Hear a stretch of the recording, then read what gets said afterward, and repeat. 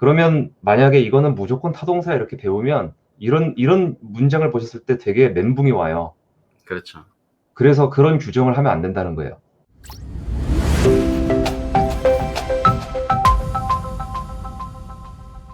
자타동사라는 게 사실은 이게 뭐죠? 그리고 왜 우리가 이거를 영어에서 구분해야 될까요? 이게 뭐지 이게?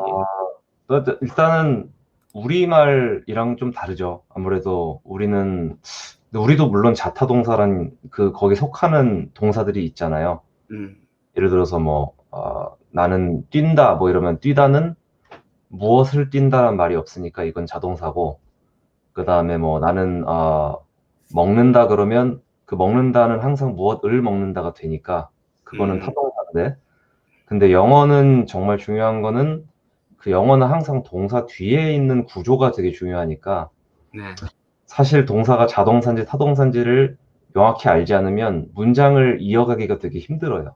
그쵸. 뒤에 거를.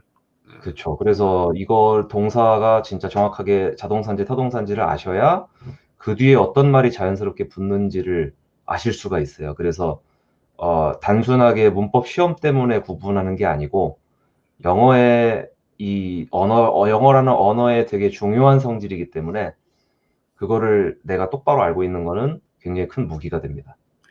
애초에 그런 경우 많이 봤어요. 한국 사람들이 워낙 어릴 때부터 단어를 외우는 거에 대한 압박이 크다 보니까 네, 단어를 외울 때 그냥 빨리 한글 뜻 외우고 스펠링하고 매치시키자. 이런 식의 단순한 구조를 많이 외우다 보니까 아까 네네, 자타를 알아야 되는 게 엄청 중요하다고 말씀하셨잖아요. 뒤에 이제 네, 구조를 어떻게 보면 결정을 하는데 그쵸. 이게 타동사하고 자동사 되게 애매한 식으로 그냥 대충 외워버린 경우가 많은 거예요. 맞아요. 그게 사실 좀 그런 게, 왜냐하면 그 단어는 문장 속에서 배워야 되는데 음, 우리는 단어를 그냥 우리말 뜻이랑 1대1로 이렇게 해서 외웠던 기억이 되게 많잖아요. 대부분. 대부분. 네, 음, 학창 시절을 돌아보면 저도 마찬가지고. 근데 그렇게 되면 사실 이거는 약간 원소기호 외우는 것처럼 어떻게 보면 지식으로는 알고 있지만 실제로 이거를 어디다가 적용하기는 되게 힘들어요.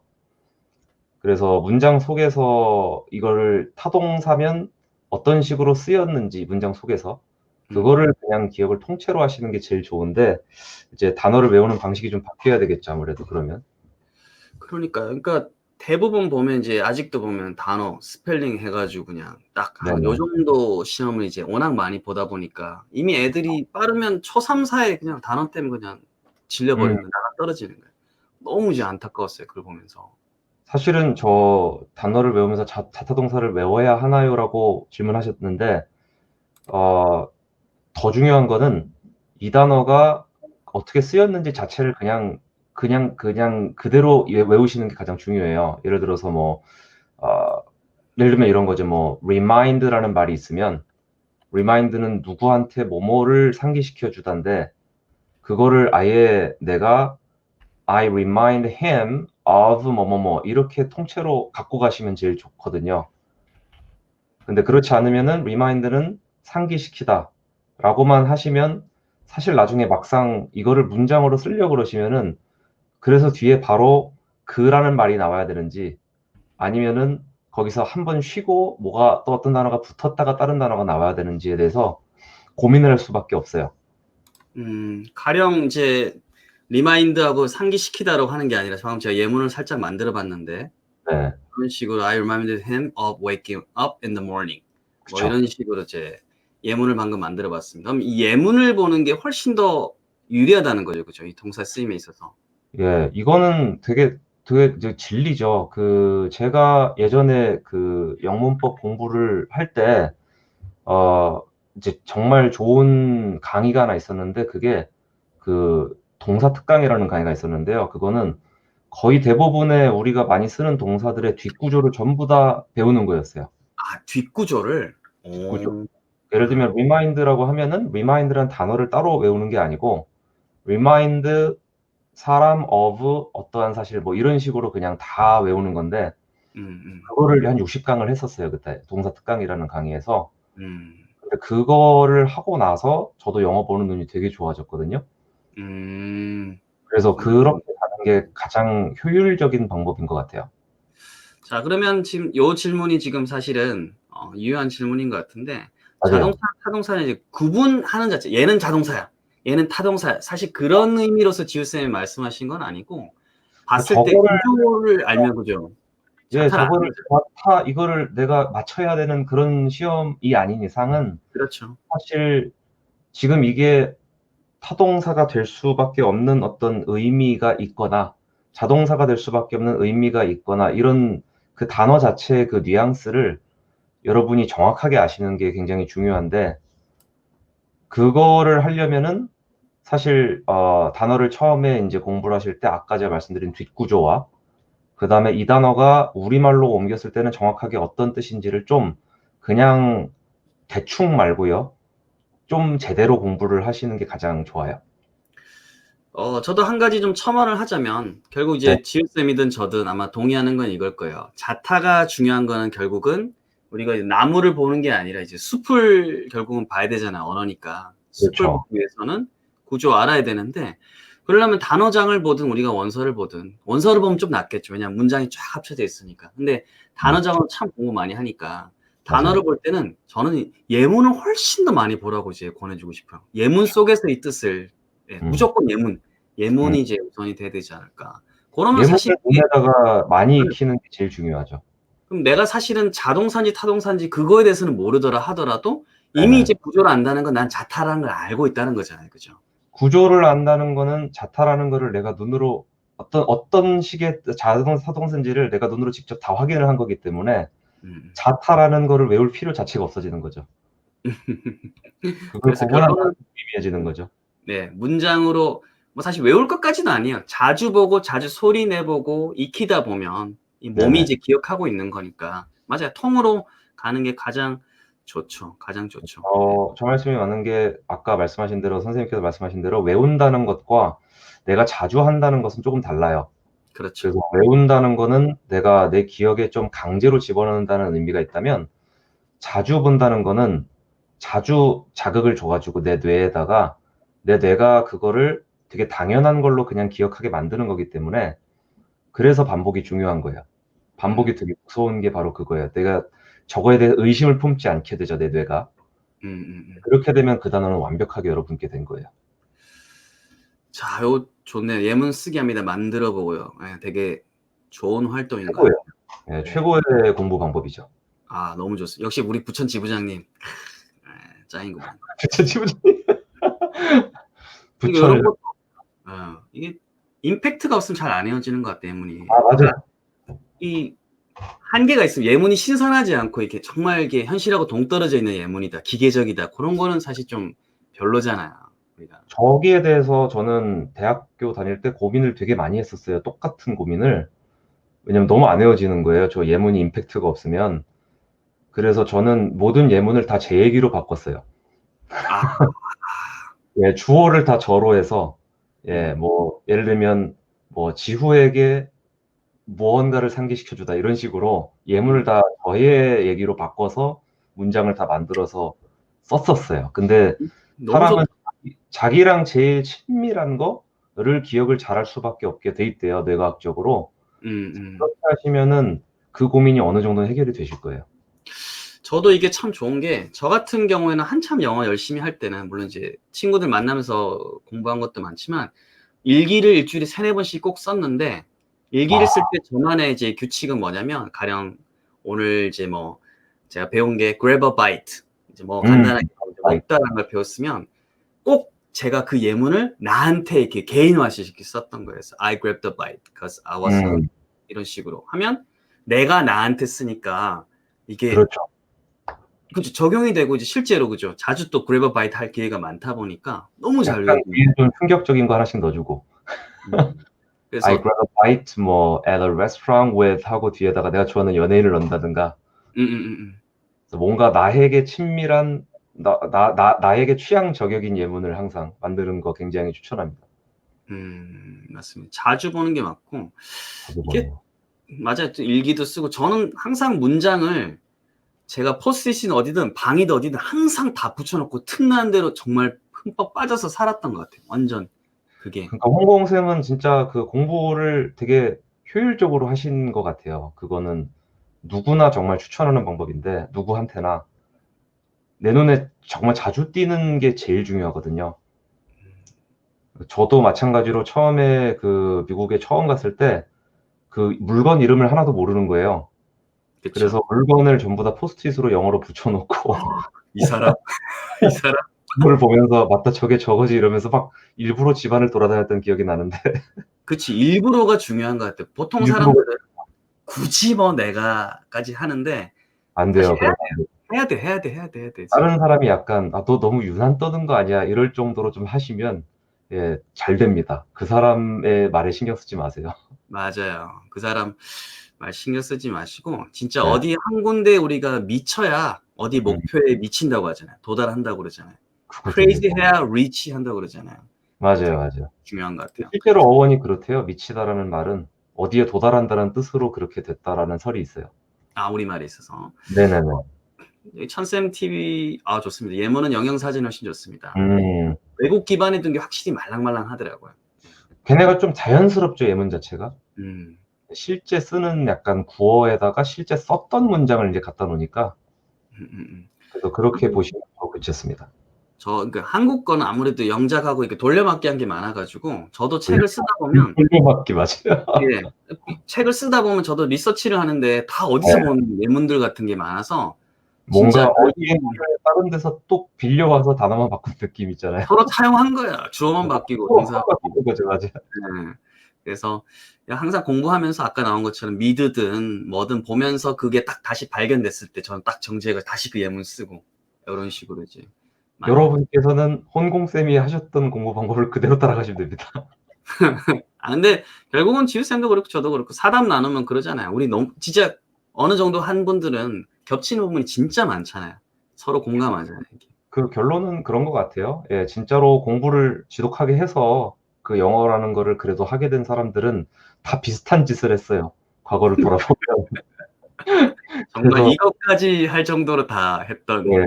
'그런 짓을 굳이 해야 되나요?' 네 그렇게 굳이 한 거죠. 그래서 '아 저런 짓을 하면 되겠구나.' 여러분도 이렇게 생각하시면 되게 편하실 것 같습니다.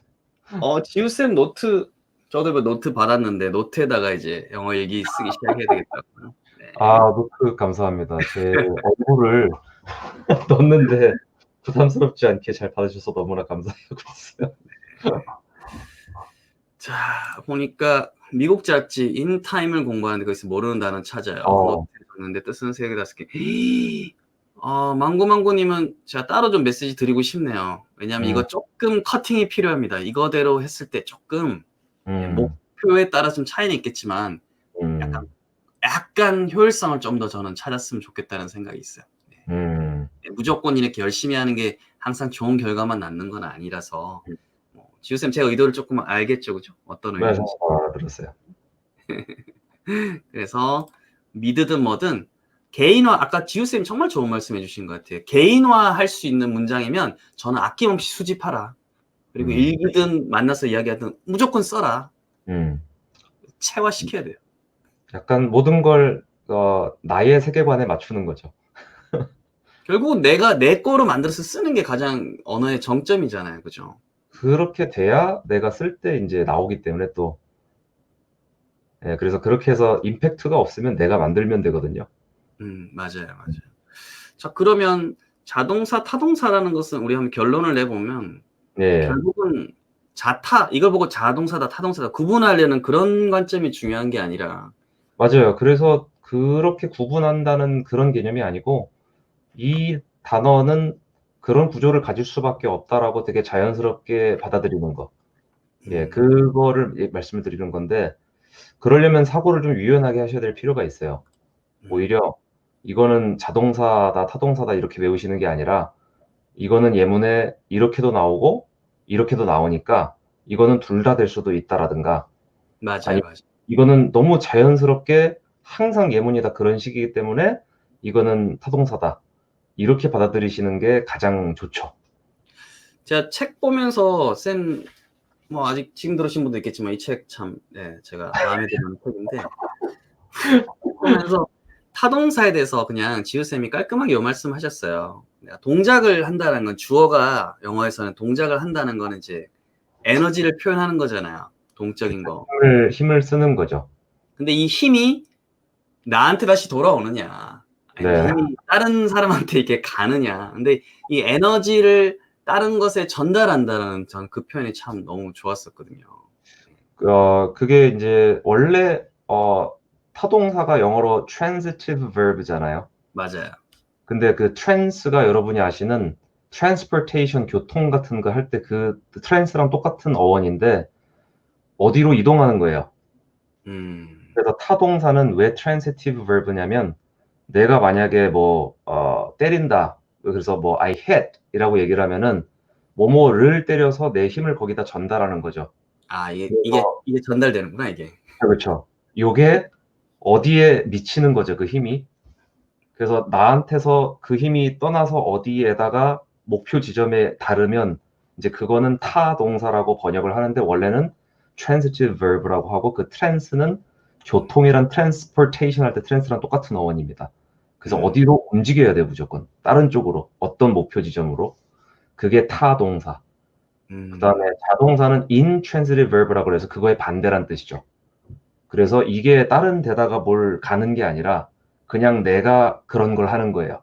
나한테 그 힘이 그냥 발현돼서 나한테만 적용이 되는 거죠. 그래서 뭐 달리다 이런 거는 당연히 intransitive verb일 수밖에 없어요. 내가 달리는 거고 내가 뭐뭐를 달린다 이런 말은 없기 때문에. 그렇겠네요. 이런 것도 이제 마찬가지겠네요. I jumped high 하게 되면 내가 그냥 높게 뛰었다. 그냥 나가 내한테서만 에너지가 발휘되고 그냥 끝난 거잖아요. 그죠? 그렇죠. 뭐 굳이 에너지 발휘가 된다면 나와 그다음에 내가 디딘 땅 정도 그렇게 발휘가 되는 거고 내가 누구를 뛰게 했다는 얘기는 아니죠, 이게. 그러니까요. 네네. 이런 것도 이제 자동사. 그래서 자타를 너무 이제 암기하듯이 외울 필요는 정말 없는 것 같은데 아직도 그거를 이제 막 자동차 자동사야 라고 너무 용어를 강조해가지고 약간 문법의 틀에 윽박지르는 그런 경우가 좀 있어가지고 조금 네네네. 자유로웠으면 좋겠다 생각해요. 이거 둘 다 될 수도 있는 동사도 엄청 많잖아요. 그게 영어의 되게 무서운 점이죠. 그 영어 단어들은 대다수가 둘 다 돼요. 그렇죠. 그래서 되게 드물게 쓰거나 아니면 자주 쓰거나 그런 차이밖에 없어요. 예를 들면 jump란 단어도 타동사로 쓰는 경우도 있어요. I jumped him 그러면은 나는 걔를 뛰게 했다라고 쓸 수도 있거든요. 다만 자주 쓰냐 아니면 드물게 쓰냐 이 차이기 때문에 실제로 그렇게 많이 쓰는 쪽으로 그냥 연습을 하시는 거지 대부분의 동사들은 그 두 가지로 다 형태를 안 바꿔도 쓸 수가 있거든요. 그래서 태어날 때부터 정해져 있는 건 없어요. 제가 방금 예문을 한번 만들어 봤습니다. 제가 즉석으로. 예. 쌤의 구미에 맞게 예문을 만들어 봤습니다. 이렇게 됐습니다. 우리 sell이라는 단어에 대해서 이렇게 he sold his car at the market 하고 his book sells well. Yes. 이게 지우 쌤처럼 말하는 거예요. 대표적인 요거로 한번 sell 한번 설명 좀 해주시겠어요? 요거 가지고? 예를 들면은 뭐 he sold his car 이렇게 나왔을 때는 이 sell은 그가 이제 뭐뭐를 판다라고 내가 파는다는 그런 행위가 어떤 거에 목적에 영향을 미치는 거니까 건너갔으니까 타동사고 그다음에 이 책은 sells well 그러면 이 책은 잘 팔린다니까 이 책 자체가 그냥 그 힘을 발휘를 하는 거죠. 그래서 이거는 자동사라고 우리가 규정을 한 건데 중요한 거는 그 단어를 원래 원어민들이 옛날부터 그렇게 썼을 때는 그냥 둘 다 쓰기로 한 거예요, 자기들끼리. 처음부터. 그래, 처음부터. 그래서 그냥 이런 맥락에서는 우리가 이거를 판다는 뜻으로 쓰고, 이런 맥락에서는 얘가 팔린다는 뜻으로 쓰고, 단어 생김새는 그냥 똑같이 유지를 한 거죠. 아주 나쁜 판단이었죠. 그래서 우리가 헷갈리는 건데.